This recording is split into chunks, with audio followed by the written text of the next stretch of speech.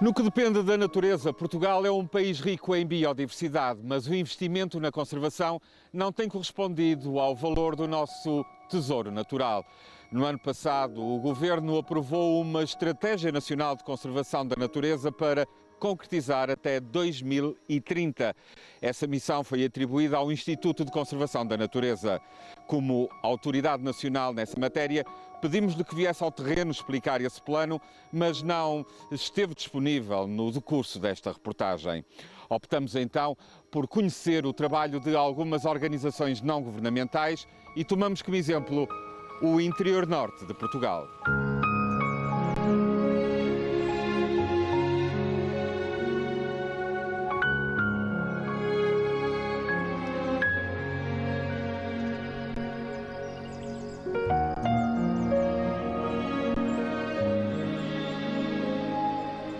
Um grifo em cima da pedra. Está bem alimentado e então não está com muita vontade de voar, porque o voo implica o dispêndio de energia e, portanto, as aves só voam quando precisam. Nos dois parques, do lado português e do lado espanhol, existem cerca de 1000 casais de grifo, que são quase 10% da população que existe em toda a Península Ibérica. Ficam logo a perceber a importância só deste local para as aves planadoras, e acontece um pouco com tudo. Também o abutre do Egito, ou o britango, tem aqui 120 casais, depois temos 14 casais da águia perdigueira. A águia real também temos cerca de 20 casais, temos 2 casais de abutre preto, cerca de 20 casais de cegonha preta, e todas estas espécies que são raras têm populações importantes no contexto ibérico e no contexto internacional. A avifauna é o maior tesouro desta zona de Portugal. Dada a proximidade com Espanha, foi possível a várias organizações ibéricas lançar há 4 anos o projeto transfronteiriço Life Rupis. Da Europa vieram 3,5 milhões de euros para aplicar em conservação. Salvar as espécies ameaçadas no Parque Natural do Douro Internacional e no Parque das Arribas del Duero foi um desafio comum aos dois países, porque não há fronteiras para a natureza. Consegui trabalhar de uma forma colaborativa, em conjunto, com vários parceiros de um lado e do outro. Foi logo um dos grandes sucessos que este projeto conseguiu. E isto falamos a nível do seguimento das espécies, das aves com que estamos aqui mais a trabalhar, quer a nível da vigilância, do controle de ameaças. Esta fronteira natural de 120 km abrange os concelhos de Miranda do Douro, Mugadouro, Freixo de Espada-à-Cinta e Figueira de Castelo Rodrigo, do lado português, e Zamora e Salamanca, do lado espanhol. Para partilhar todo este património natural, realiza-se anualmente o Festival Ibérico da Natureza das Arribas do Douro. Centenas de pessoas participam nas visitas guiadas a este santuário da avifauna. É uma águia calçada. Com este calor, as aves de rapina, quando levantam, sobem logo muito alto e, portanto, muitas vezes estamos à procura delas no horizonte ou um bocadinho acima do horizonte, e de vez em quando temos que olhar mesmo para cima de nós, porque às vezes aparecem por cima de nós. Então, temos 2 grifos. Reparem que isto é uma ave com 9, 10 kg de peso, não é um bicho ligeiro. Reparem como ele voa, como ele sustém, só se consegue suster no ar com aquelas asas enormes, muito largas e com correntes ascendentes. Estas eram gralhas de bico vermelho. A gralha de bico vermelho é uma espécie de corvídeo relativamente localizado, relativamente raro em Portugal. É difícil ver todas as espécies de aves, mas também não é por isso que cá anda, é mesmo pela paixão, pelo gosto de observar as aves neste meio natural. Eu sou bióloga e leciono coisas relacionadas com a ecologia e participo porque tenho mesmo gosto em ver a natureza. Para mim, estudar faz parte, tocar-lhe, ver-lhe. Só estudar nos livros não é a mesma coisa. Creio que estas atividades dedicadas ao público em geral são muito boas para alertar e melhorar a tendência para a conservação. Esta é uma das zonas mais ricas de avifauna em Portugal continental. E creio que a maioria dos portugueses se calhar não sabe. Vêm documentários na televisão de outros países, por exemplo, dos abutres, e pensam que são americanos, não é? Quando até são aqui na Europa, e se calhar desconhecem que temos esta variedade até de avifauna de grande porte. Está a ser bastante interessante. Ainda por cima com alguém que nos sabe explicar as coisas muito bem e que nos responde às perguntas, às dúvidas que temos. Claro que é fantástico. Outra característica interessante da paisagem, de origem humana, são os pombais. Já repararam que nesta zona, em toda esta região, existem imensos pombais. Muitas das aves de rapina daqui, as águias reais, as águias de Bonelli, ou a águia perdigueira, o falcão peregrino, alimentam-se de pombos. E, portanto, a existência de populações de pombos domésticos é também uma fonte de alimento para as águias. Atualmente, os pombais estão a ser recuperados com esse intuito, não é? Também de servir de complemento alimentar para algumas espécies de aves de rapina. Outra medida do projeto Rupis foi a criação de alimentadores artificiais para os abutres, porque o alimento natural destes agentes sanitários da natureza já escasseia. No fundo, limpam os nossos campos de cadáveres de animais. Pode ser gado doméstico, animais que andam a pastar no campo, podem ser animais selvagens, que também vão morrendo. É um processo natural. Portanto, o alimentador, para já, vai reforçando, mas esperamos que no futuro não seja necessário. E para tirar partido da presença das aves necrófagas nos alimentadores artificiais, várias empresas de ecoturismo criaram observatórios nestes pontos. Que permite qualquer pessoa, inclusivamente até investigadores, utilizarem e observarem o comportamento das aves, com alguma proximidade que na vida, em espaços naturais, normalmente não é possível, porque são aves que mantêm a distância e normalmente afastam-se do homem. E assim, desta forma, conseguimos ter um contacto íntimo, sem perturbar. Mas quando estas aves se alimentam de cadáveres de animais que morrem devido à utilização de herbicidas e outros venenos, correm o risco de serem também elas vítimas de envenenamento. Com o projeto Life Rupis conseguiu-se ter a primeira brigada sinotécnica do CEPNA, da GNR, que é outro dos parceiros.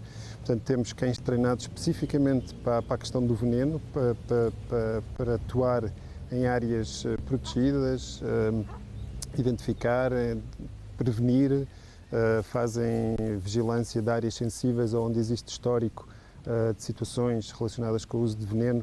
Entre 2005 e 2017, só na região do Douro Internacional registaram-se 130 casos de morte de animais por envenenamento, 60% domésticos e 40% espécies selvagens. Também no âmbito do projeto Rupis, houve outra medida que permitiu reduzir a morte de aves selvagens por eletrocução. Foram identificadas zonas onde havia essas ocorrências, onde o tipo de poste era perigoso, porque já existe um histórico no país deste tipo de trabalho, e são colocados equipamentos que isolam os cabos, isolam os apoios e pronto, elimina essa ameaça. Todos a bordo do barco da Estação Biológica Internacional para um cruzeiro ambiental pelas Arribas do Douro. Já a partir de aqui, a civilização vai ficar por trás. É só natureza. Aqui não é um jardim zoológico. Aqui vir uma espécie ou outra vai depender sempre da sorte.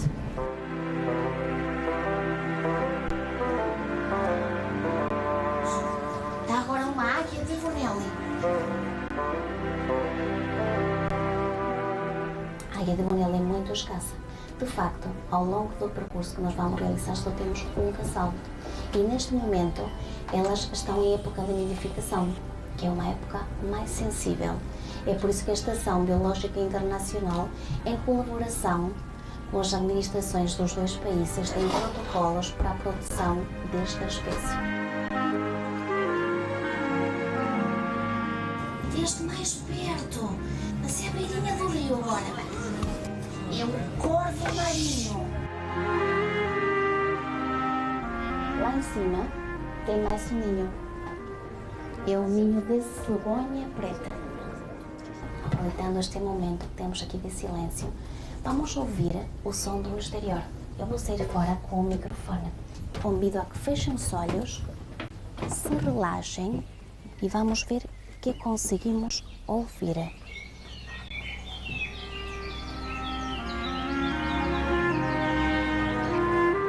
Um rio, dois países. Esta incursão pela natureza chama ao Douro Internacional milhares de turistas por ano. Había oído hablar de ello, pero hay que verlo. Yo también me ha gustado mucho con esa tranquilidad, esa paz, esto tan bonito que es. Me he ido encantada, sí. uma energia muito boa. Estou me sentindo assim leve, zen. É uma natureza muito bonita, muito bem preservada. O que vocês fizeram de acompanhamento e de trabalho é realmente louvável. Dá para trazer muito turista para cá. Aquela poça que vão observar é conhecida como a Poça das Lontras.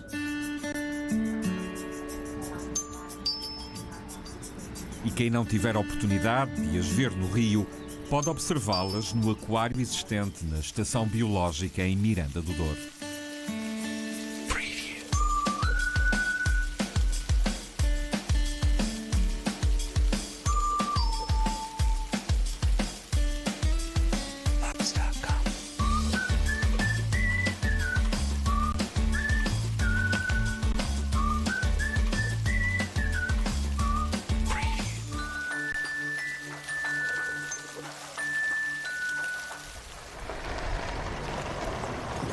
A Faia Brava é a única área protegida privada em Portugal.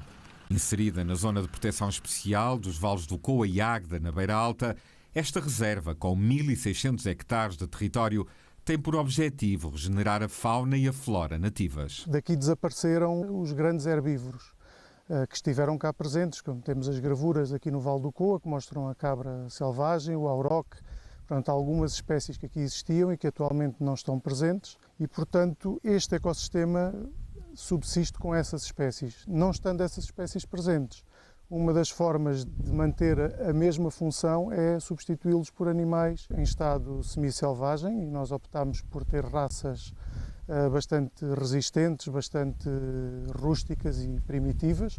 No caso, temos vacas maronesas, cavalos garranos.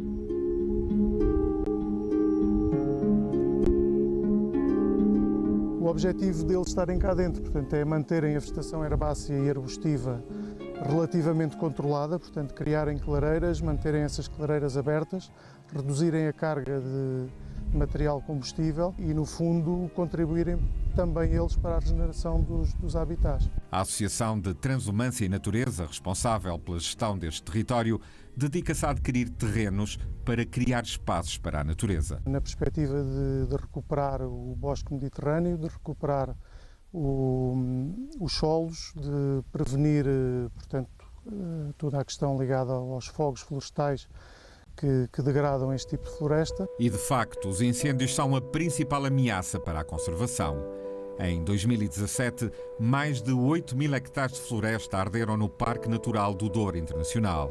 Para recuperar os habitats desta zona, está em curso um projeto piloto desenvolvido pelo ICNF. É pena que tenha sido no seguimento de fogos monstruosos, que tenha sido isso que tenha alertado para essa importância, porque esta estratégia já deveria vir de há muitos anos atrás. A falta de investimento do Estado nas áreas protegidas é objeto de crítica das organizações não governamentais que promovem a conservação da natureza. Foi um certo desinvestimento. Não perceber o que deverá ser uma área protegida e o que é que ela pode potenciar em termos de conservação, mas também em termos de benefícios para as populações que integram essas áreas. Há uma série de aspectos, mesmo de legislação, que são essenciais de alterar, que se tem trabalhado, mas o ritmo a que avançamos é muito lento. Em Espanha, as leis europeias são exatamente iguais e a implementação deste tipo de legislação foi feita de uma forma muitíssimo mais intensiva e muitíssimo mais rápida e de uma forma eficaz. E nós cá continuamos sempre um bocadinho atrás e neste momento posso dizer que os grandes sucessos de conservação que estamos a ter, em parte resultam do sucesso espanhol. Esta é uma mancha de água que cobre 170 km nos municípios de Alfândega da Fé, Mogadouro, Macedo de Cavaleiros e Moncorvo, inserida na área classificada da Rede Natura 2000. Os lagos do Sabor resultaram da construção da barragem e uma das compensações para mitigar o impacto ambiental foi a construção deste Centro de Interpretação e Recuperação Animal. É aqui que se localiza o maior túnel de voo para aves da Península Ibérica. É um túnel que tem comprimento e altura que permite aos animais treinar a sua musculatura, porque o que acontece é que quando eles vêm para aqui, vêm para recuperar ou porque vieram já de intervenções cirúrgicas ou porque em que foram encontrados desidratados, por exemplo, não estão em condições de ser devolvidos à natureza. Para além do voo, permite também treinar a caça e então o que nós tentamos é recriar o ambiente natural deles para poderem ser devolvidos à natureza nas melhores condições possíveis. Este Centro de Recuperação Animal trabalha em colaboração com o Hospital Veterinário da Universidade de Trás-os-Montes. É aqui que são tratadas as situações mais graves que envolvem animais selvagens. É o caso desta águia de asa redonda que foi baleada. O que nós estivemos a fazer hoje foi uma avaliação da dinâmica da articulação e tentamos ver se havia capacidade de extensão dos músculos. Fiquei bastante contente com o resultado, porque o animal estende quase perfeitamente a asa. Agora, os próximos tempos serão de reforço muscular. Aqui chega toda a espécie de animais selvagens existentes na região. Aves, na sua maioria. As causas principais de internamento são acidentes de caça, crias abandonadas, quedas de ninho e animais subnutridos. O período médio de internamento de uma ave aqui são 7 meses e nesse período muita coisa aconteceu. Os animais foram operados, processos ortopédicos, processos de tecidos moles, algo que os obriga a ficar cá connosco e obviamente que vai haver atrofia muscular, vai haver alterações da capacidade de voo. O Hospital Veterinário dispõe de um túnel de voo circular para a primeira fase de recuperação destas aves, que depois são enviadas para o grande túnel do Ceará. Em 2 anos de existência, este centro de recuperação recebeu 160 animais, geralmente entregues pela GNR. 70% foram recuperados e devolvidos à natureza. Muitos deles continuam a ser monitorizados, como é o caso deste abutre negro. Este animal, em especial, foi marcado com um emissor GPS que nos vai permitir saber as rotas que ele vai tomar. A anilha que nós estamos a colocar tem a ver com o facto de estes animais podem viver 20 anos ou mais. O emissor GPS tem um tempo de semivida e ele mais cedo ou mais tarde vai acabar por cair. Assim o animal fica marcado, portanto qualquer situação em que o animal venha a ser recolhido novamente, nós podemos receber a informação da anilha. As largadas são frequentemente acompanhadas por jovens e crianças das escolas, com o intuito de promover a educação ambiental. O abutre negro abriu as asas e começou a voar para a Espanha. Gostei muito de o ver a voar e contra o vento. Depois ele virou as asas e fez novos amigos e agora está ali a voar. Também os estudantes universitários de cursos ligados ao ambiente acompanham estas ações no terreno. Uma águia de asa redonda foi encontrada aqui nas redondezas por um popular. Tinha fratura de radicúbito, foi entregue no Ceará, recuperou da cirurgia, esteve a treinar nos nossos túneis e agora está pronto para ser devolvido à natureza. Eu chamava um dos alunos, se quiserem libertar, para segurar nele.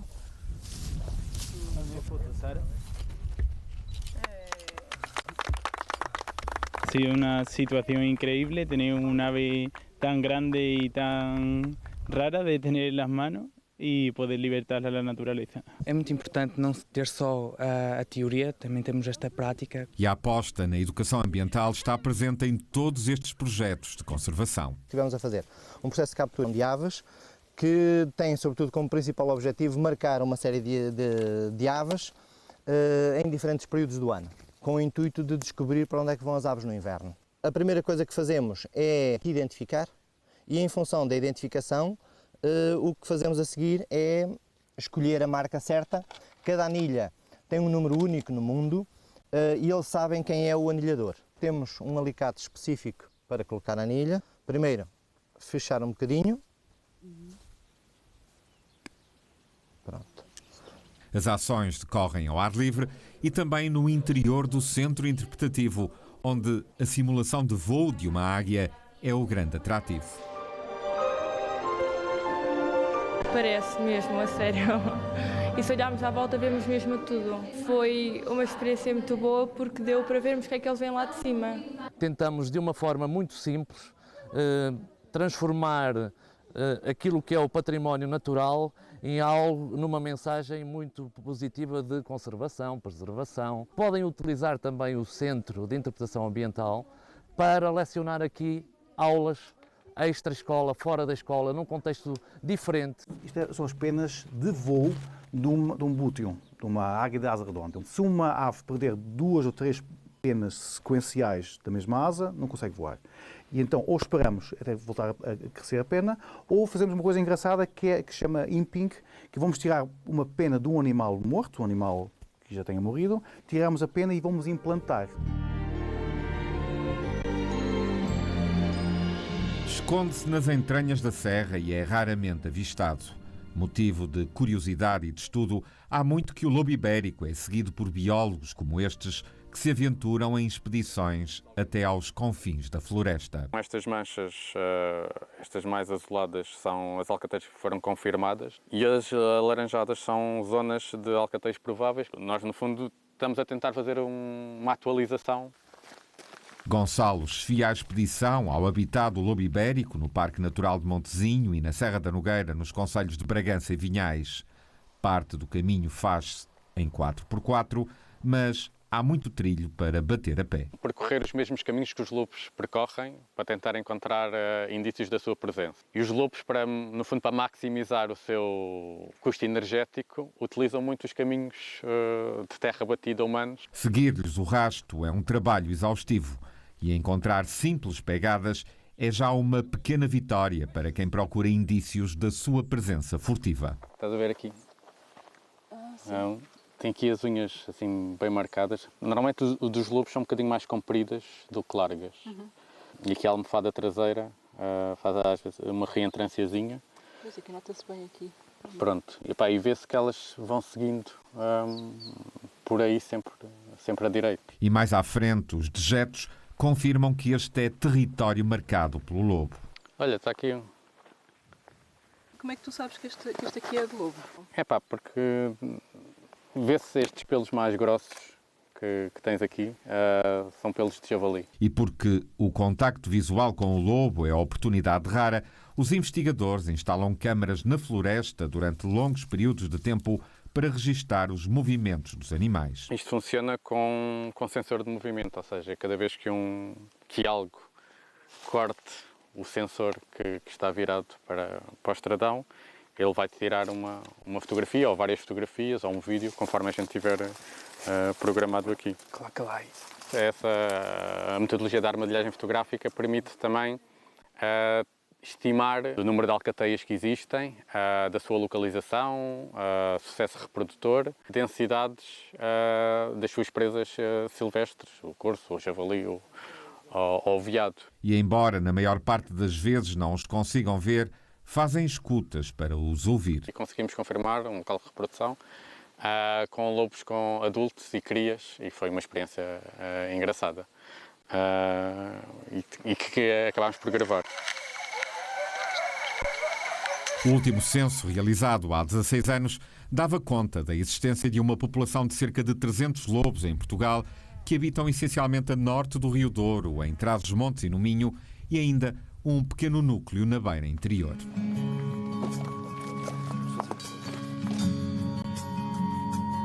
E porque a natureza precisa de ajuda, muitas organizações não governamentais desenvolvem um papel fundamental na proteção e conservação de espécies selvagens, com resultados para o futuro. O interesse é ter para as áreas protegidas e para o país em geral estas estratégias e focos de conservação, rumos de orientação, que permitam que estes projetos depois não se percam e que se mantenham.